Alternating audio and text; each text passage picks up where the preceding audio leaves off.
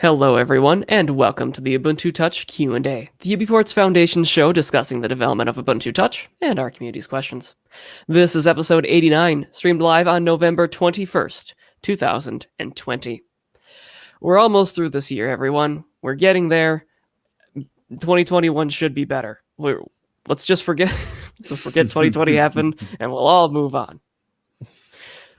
But at least things have gone pretty good in Ubuntu Touch this year. Let's talk a little bit more about that today. We've got a great roundup of community news and questions from all y'all to get to today.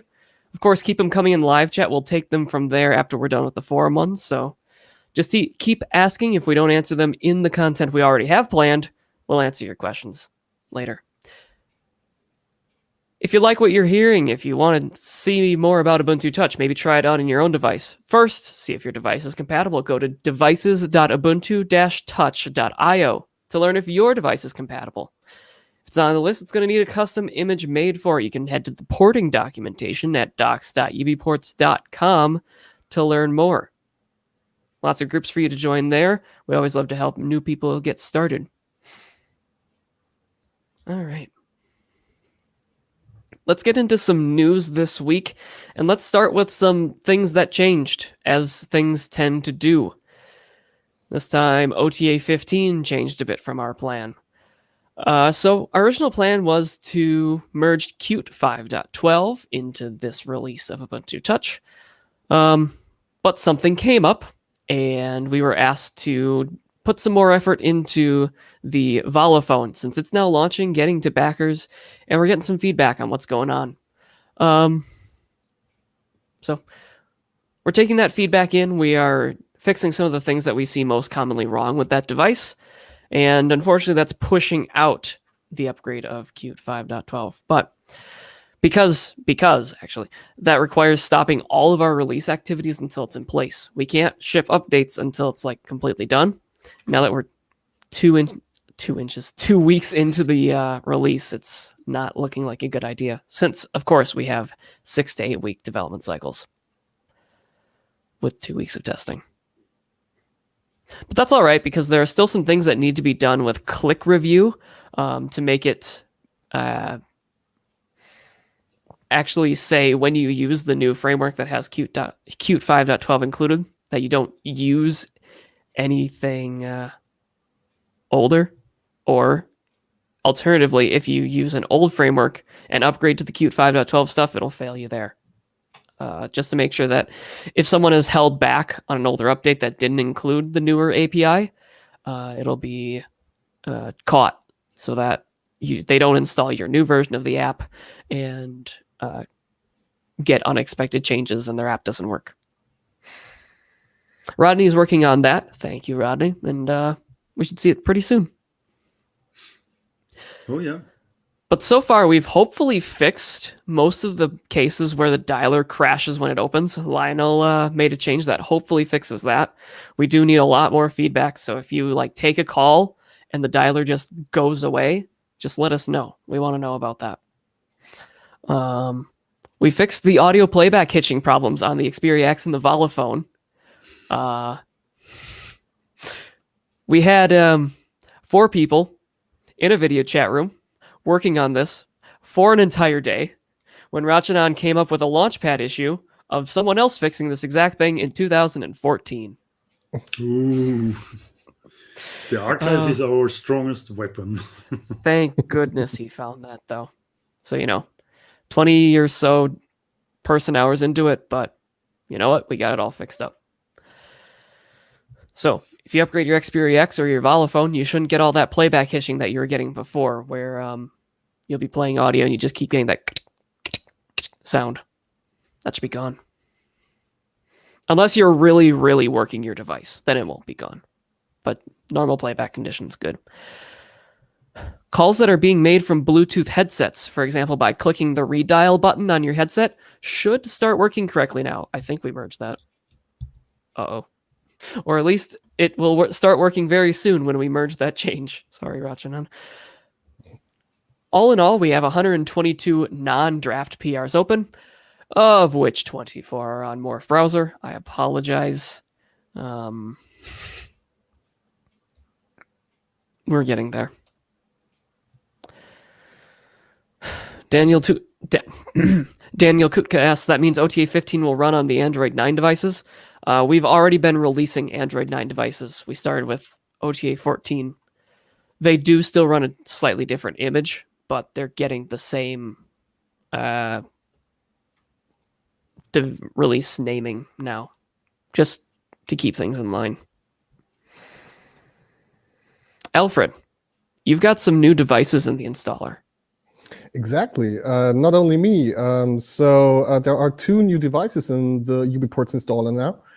One is Sargo, aka the Google Pixel 3a, which is coming along quite nicely actually at this current pace. But it turns out that a few US users have noticed a few issues regarding receiving SMSs and receiving phone calls. There's no ETA on it right now, but if you're hesitant to install it, then you shouldn't do it. Just wait until it's fixed. And yeah, that's it for the Pixel 3a. The next one is the OnePlus 2 by Vince. So Vince is at it again and again and again. And he made it possible to install the OnePlus 2 or Ubuntu Touch on the OnePlus 2, which has been also quite nice. He asked me a little question, and I was like, what has this guy up his sleeve right there? Turns out he has a new device, and it's a quite popular device actually. If you have it, I can only suggest you to try it at least and give it a shot, and give us any bug reports or whatever you come up with. How many devices does Vince support now? It's like the OnePlus 2, the 3, and the 3T, right? You didn't get my joke. How many devices does he maintain? 1 plus 2. Oh my god. Oh god, that's so bad. my eyes get wet with that joke. Oh. Oopsies. All right, I said I was going to take that at the top. Where are we? There we are. I've messed something up. Uh-oh. So, UBports installer updates from Jan. That's actually happening now every week, at least 2 of them. So, right. Jan, pretty much a lot of kudos. Yeah, he is working like hell on this to fix bugs, to add new features. And besides that, the device is now detected correctly in fastboot. And also the OEM unlocking, I can mention here, seems to work now for more and more devices. So the installer can now automatically unlock your device.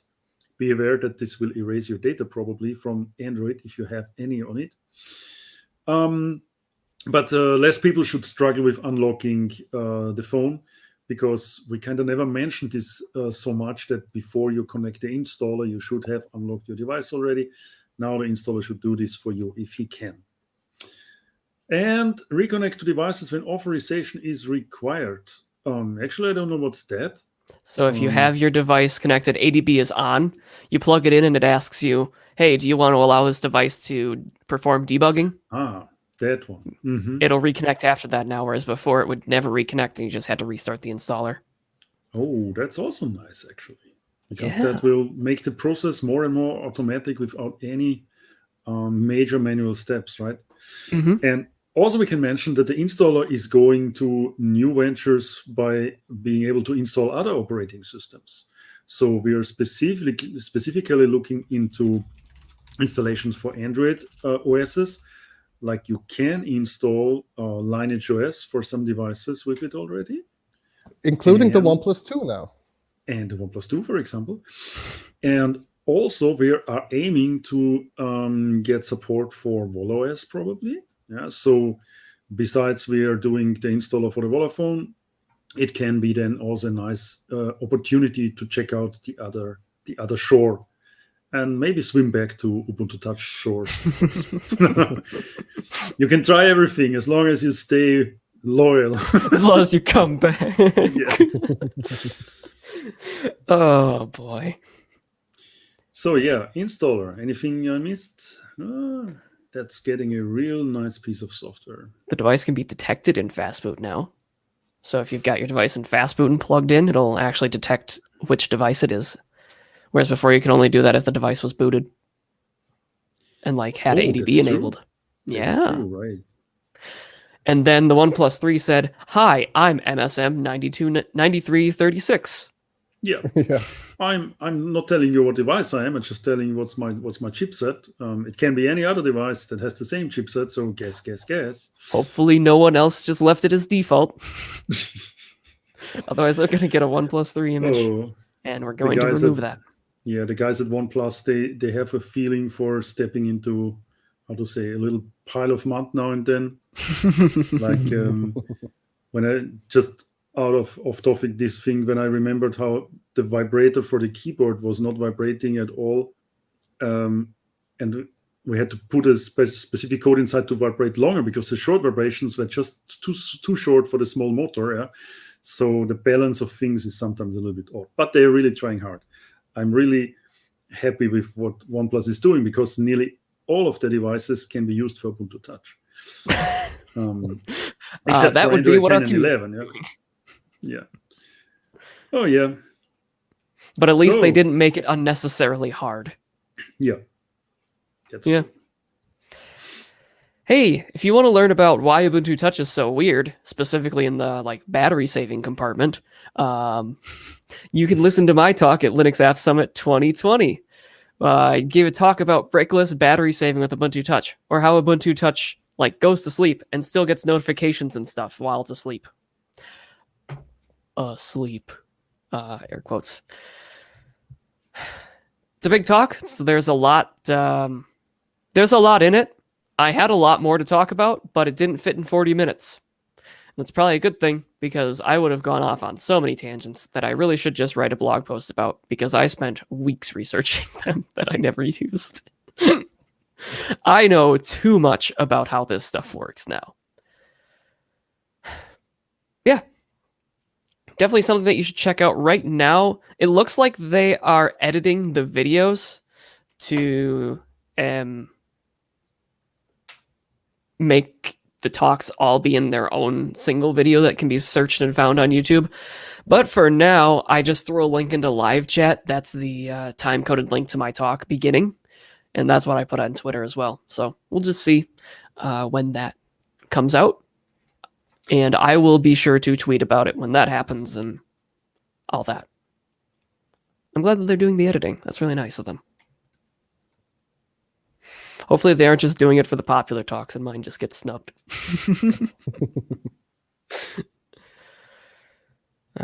Middle mouse click takes you away from the stream. Okay. Were there any questions during that? Tiger Pro asks, insanely hard to port like a Samsung? Yes, insanely hard to port like a Samsung. OnePlus is doing better than Samsung at making things easy to port, which isn't saying much. All right. I think that's what we've got. That link doesn't have a time code. What? Whatever. I think that's enough news for now. Why don't we talk a little bit about... Why don't we take some questions? But first, take a break and thank our sponsors. Big thanks to everyone who's making Ubuntu Touch possible. Either our direct sponsors, including Smooth, Vala, Pine64, and Private Internet Access. Platinum sponsors, I might say. And our community sponsors on Patreon, including Dan Trevino, Robin Hood, Kurt Vaughn, Laszlo Tomas, Darren Olson, James H. Jackson Jr., Max Fielder, A. Thiel, Michael Dale Meyer, Casey Lambie, George Toma, Renan Mirkalev, Will Atwood, and Scott Marley. I've noticed that every time I look at this, there might be some typos. What's happened here? Who's messed with my sponsors list? Thank you, everyone, for supporting us on Patreon. I'm going to fix our sponsors list before next time I see. If you'd like to join them and have me mispronounce your name as well, you can head over to patreon.com/UBports, or you can support us on many other ways. Most of them have lower fees for us by going to UBports.com/donate. donate. We appreciate everyone who is helping us out: PayPal, Patreon, LibrePay, or direct bank transfers. It's all super helpful in making it possible for us to make Ubuntu Touch, for us to have the infrastructure in place to make it possible, and to provide it to everyone who loves it so much.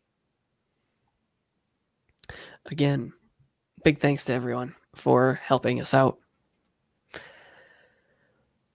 And now, why don't we take some questions this week? These questions come in from our live chat and our forum over at forums.ubports.com. You can find the thread there roughly on Monday before the streams occur. Get your questions in, get them answered quick.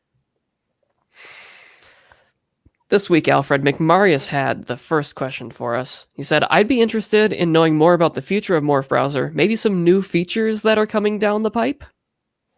Well, there are actually a few PRs queued up for Morph browser. It's not like Morph browser is stagnating and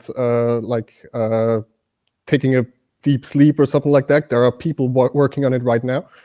For example, something that I personally would like to see getting merged real quick is, for example, the way to close browser tabs by swiping them sideways in the tab spread. That is something that I am looking forward to very deeply, and I hope it can be merged. If not in this OT, then maybe the next one. We will have to see. But there are ways to test the current PRs, and it involves manual commands that you have to issue on your phone. It's the UBports-QA command, which you can use to at least test new features for Morph browser. Please only run it if your phone is on Devil. Please, yes, exactly. It might run into issues when you run it from stable because you're mixing packages. And but if you really want to help out, or if you really want to test out possible new ways to improve the Morph browser experience, just go ahead and test those PRs, and maybe we can get them merged more quickly then. A good place to learn about things like that is the UBports QA group at UBports_QA_team on Telegram. It's a good place. People ask for help with things like that quite often. Want to help out with stuff like that, or even just testing apps. Like Pure Maps, I just see got added in there at 104 20 minutes ago.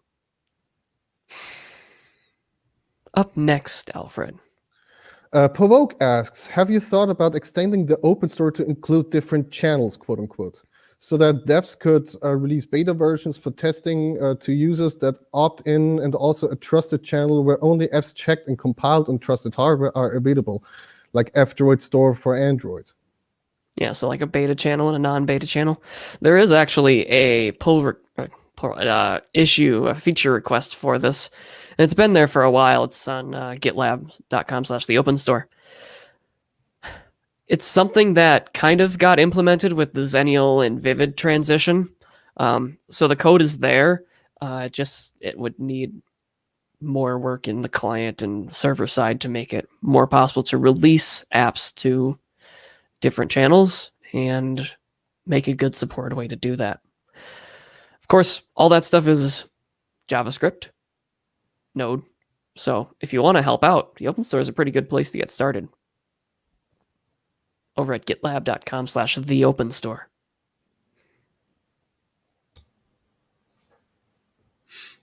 All right. Many people asking for some time now already. What's going up with the PinePhone? Why has the what works list not changed in 4 months? And why have you abandoned us? And, okay, yeah, maybe I was assuming intentions with the last one, but yeah, a lot of people have had questions about the PinePhone, and it makes sense. Very popular device. It's out there. A lot of people have it. Unfortunately, I started an upgrade to kernel 5.9 on it, which brings some changes to modem power and a lot of APIs in kernel that haven't been upstreamed yet, so we're still working them out. And there's still a lot to be done to make it work correctly. So there are still some remaining issues around telephony, around actually starting the system correctly on the first try. Sometimes it takes 2 tries for the system to reboot, which isn't acceptable. I need to figure out how we can determine which PinePhone we're running on and load the correct DTB at boot time, because there's enough differences in hardware and software between them all now that they all need a different DTB loaded, which is going to be an interesting problem. All the other distros get around this by not shipping a single image for every PinePhone. You just you PM bootstrap the PinePhone or whatever. Yeah, so still not sure how I'm going to solve those problems. Still not sure when I'm going to have time to solve all these problems because, well, OTA 15 calls, Volaphone calls, all that fun stuff. Qt 512, 2004 on the horizon. Stop. One note maybe from my side also. I mean, it's clear that in the current situation where there are many, let's say, consumers of the PinePhone, on the opposite, there are only a few producers. That thing is just sometimes stop and go, because also those producers are working on all the other stuff. We are still hoping, and we were hoping from the beginning that with the PinePhone we would attract more contributors. And then when you have more contributors for a certain device like that, it would all ease up. It's not easing up. There are still a lot of consumers versus very few producers. Maybe if you know people that want to hack on an open phone that has no Android base and help us, please convince them to contribute. It's really the way that solving my problems. Yeah. It's like that. We had just have 24-hour days, and we have to sleep from time to time, except for Marius, who never sleeps. And yeah, that's the thing. So hopefully, with more time passing and more people getting attracted, we can get more contributions. But I must say, the number of contributions is still very low, and that's nothing we would expect from that. There's just so many of them. There's so many to do. Yes. Martine, I didn't see that while I was searching your U-boot repository. What do you mean that it has hardware detection? Huh. I need to steal your hardware detection, please. Also, correcting myself from earlier, they have already edited my talk, Linux App Summit. I just posted the new link in live chat, and I will get that in the video description. But thank you, Martine. I looked, I didn't see, I got scared, and then I got called for something else. Oh boy. You just made my day. You do this every time, you know that? I should really just start asking you first. Yes, do it. So, next question maybe. Andy Bladen wants to ask, would be interested to know how easy it would be with PineTap or even the PinePhone to use the fixes for broken Ubuntu Touch build elements that have been fixed perhaps in other builds. I'm really lost with that. Can you explain?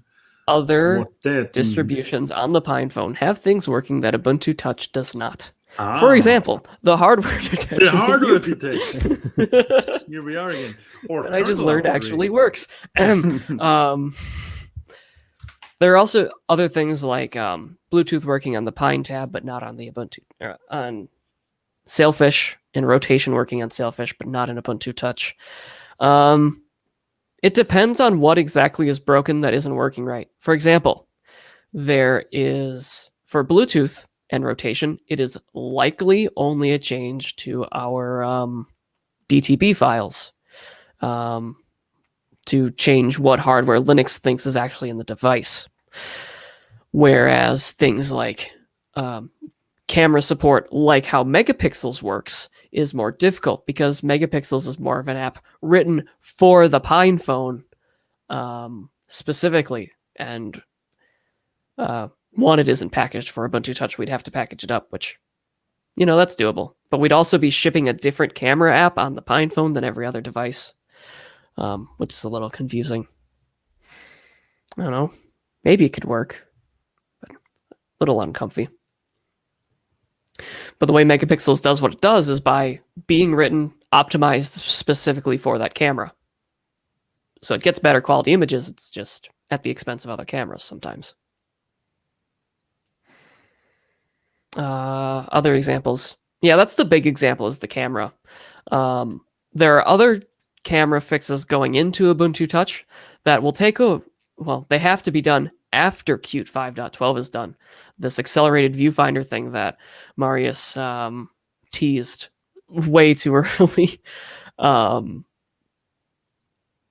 It depends on Qt 5.12 so that we can merge in the GStreamer fixes to Qt 5.12 that Rachanan has made, that he did make to Qt 5.9.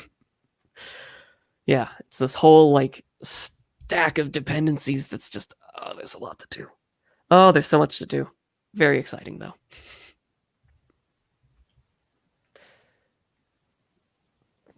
Up next, Phoenix Land Pirate had a question. With Qt 5.12 and the Lomiri work going on with Manjaro, will we see more cross-platform app development? Will we see more Click apps on the Manjaro base? Will we see more Plasma apps on Ubuntu Touch? Are there efforts between different projects to try and minimize fragmentation? I think we answered I think we talked a bit about fragmentation last time. And by a bit, I mean like 15 minutes of the darn show. Yeah. So that's a good place to go back to and see. I think we also answered, will Click apps run on Manjaro? Probably not. Will fragmentation be minimized? Probably not. Probably not. We talked about that last time. It goes up to. I was in a Sailfish community discussion some weeks ago in an IRC channel, and they invited me specifically to talk about, let's say, collaboration and cooperation where it's possible. And we quickly ended again on the point of Qt framework and other restrictions. And they, for example, are not able to upgrade from what they have now. They are stuck with 5.9 for even longer than we are. Yeah? So we are just now technically trying to bring it in and have some issues. But there, for some reason, they cannot even think about an upgrade. So that is, I would say, a big problem for some things. But still, there is also all these environmental things, like how to access hardware, how to exchange information and data, how the security policies are. And so, we try to minimize fragmentation. It just doesn't work. We work together where it makes sense to work together. And sometimes that isn't really on the apps. We have different platforms. They work extremely differently. Linux itself isn't that great of a platform sometimes. KDE apps, though, you asked about specifically. You know how the meme has become upgrade your Qt? Yeah, that was because we were at the Plasma Mobile development sprint in February. Well, beginning of March. And that's where that meme got started. Oh, can we have KDE apps on Ubuntu Touch? Update your Qt. So they actually have the opposite problem where they expect a very new Qt, and probably as soon as we get to Qt 5.12, they're going to drop support for Qt 5.12. But we'll see. Because Qt 6 isn't out yet, things might change, but probably not. We'll see what happens. But yeah, we had to be at least on Qt 5.12 to be supported by the KDE frameworks so that KDE apps could come to Ubuntu Touch. All interesting things. Things we could talk about for far too long, though. Rick has a question about Anbox this week. Can you give on any update on Anbox development? I heard that there might be some dedicated development effort behind it. Can you help us understand the specific UBports team efforts to Anbox apart from the upstream development? Maybe upstream is focused mainly on desktop use while we can be more focused on phone. Is it hoped to eventually submit upstream the UBports work? Yeah, so dedicated developer effort, yes, we are basically trying to onboard one dedicated developer for this. It will still take some time because he doesn't really, or he did not really finally confirm that he can do all these things that are required to be done. So he's looking through the materials and the ideas and the milestones that we have set, and tries to figure out if this is possible or not. In the end, it's just a thing that we don't want to commit some some dedicated, I don't know, would say contract or whatsoever, with someone that we don't think that can really do the work because we don't want to waste our donation money. He doesn't want to waste his time in the end when there is nothing for both sides, then it would be a bad deal. Yeah. The other thing is, yes, the problem is we are not really upstreaming anything from our part. We are not really consuming latest developments from upstream because, let's say, the upstream is mainly focused on everything else but the phone. Yeah. So the Anbox development that's happening that you can see in the news and which is done also by Canonically in some way to host things is not really going to work well with our environment. So there is also little place for exchanging and cooperation, little place for updating each other. And I don't know if the upstream would even consider to accept our work that has been done so far, because it's still very, very hackish. It's not that it integrates well with the things that they wanted to go to.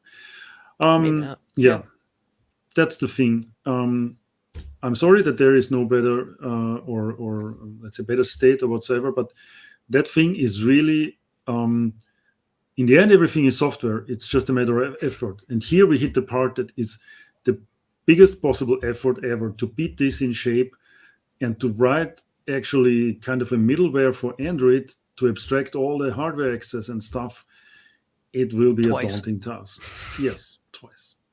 And there are other ideas about a different idea of containerization, but that again means completely scrap what Anbox would be. And there is not even a clear plan if this would work for what we want to do. So we'll keep looking there. Yeah. Maybe we're 60 commits ahead, like 300 behind. We should try an upstream pull sometime, but needs someone to do the work.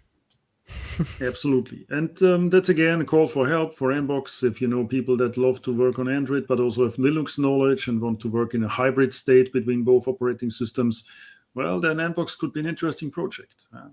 You learn a lot about how containerization works and how you're abstracting stuff that never was meant to be abstracted like a complete camera stack. Everything is software. It can be done. Given enough time and eyeballs, every bug is shallow. I know. Including that one that we just had 4 people hammering on for a day.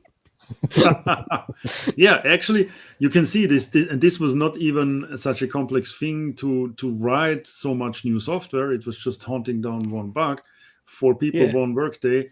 It can happen, yeah. It was a lot of fun, though. I believe. HSCA asks, what happened to my voice? A couple of months ago, there's been a short discussion on enabling GPS access for apps in the background. Here's a link to the GitHub issue. Currently, there only exists a hacky way to record GPS tracks using the terminal app. I thought maybe you could explain in a few words what the technical difficulties or security considerations behind this are. Is it a bug or a feature? Many thanks to all of you.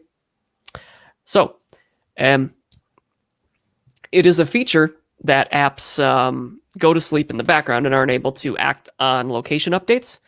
It is a bug that they are always unable to do that, even if you wanted them to. So in Ubuntu Touch right now, and this is actually something I talked about in my talk, Brickless Battery Saving with Ubuntu Touch, that Ubuntu Touch actually doesn't have this. We have no way to give apps a background access to location data because we just minimize, suspend things without asking first. Whereas it'd be nice to ask, would you like this app to access your location in the background and actually deliver those updates along with a short amount of time for the app to process them. But we don't have that yet. So that is a bug. Or is it an enhancement request? I don't know. All things are bugs. Probably. Software was a mistake. Let's write some more software to fix it. What else? What do we see in the questions and live chat this week, folks? Someone mentioned Joe Rogan mentioned us. I still think that's really cool. Can you possibly point us to where he talks about us? That would be. That'd be I would really like nice. to. We've all heard that we've been talked about on Joe Rogan, but none of us have been able to find it. Right. How do you feel about Joe Rogan bringing up the project? That sounds pretty cool. Alfred can attest. I had to ask him what exactly Joe Rogan was Yeah. because I don't get it. It's just a personality podcast, so now I get it. Thought that he was some political figure or something. No, he's just a guy who has a podcast, and he named it after himself. Okay. Is Mario still alive? Yes.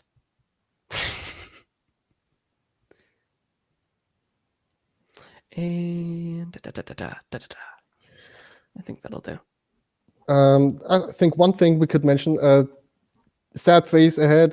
Tobias, KDE developer here, said most of the KDE mobile labs require something newer than 5.12 already. That figures. Yeah. Yeah. Okay. I think that's what I see for questions this week. Short one, but that's all right. So, if you want to see if your device is supported by Ubuntu Touch, if you like what you're hearing, maybe you want to help us out with some of it, you can head over to devices.ubuntu-touch.io. Looks like there's a new device that might be entering the Android 9 channel and getting into the installer soon. Maybe we'll talk about that next time. Soon, TM.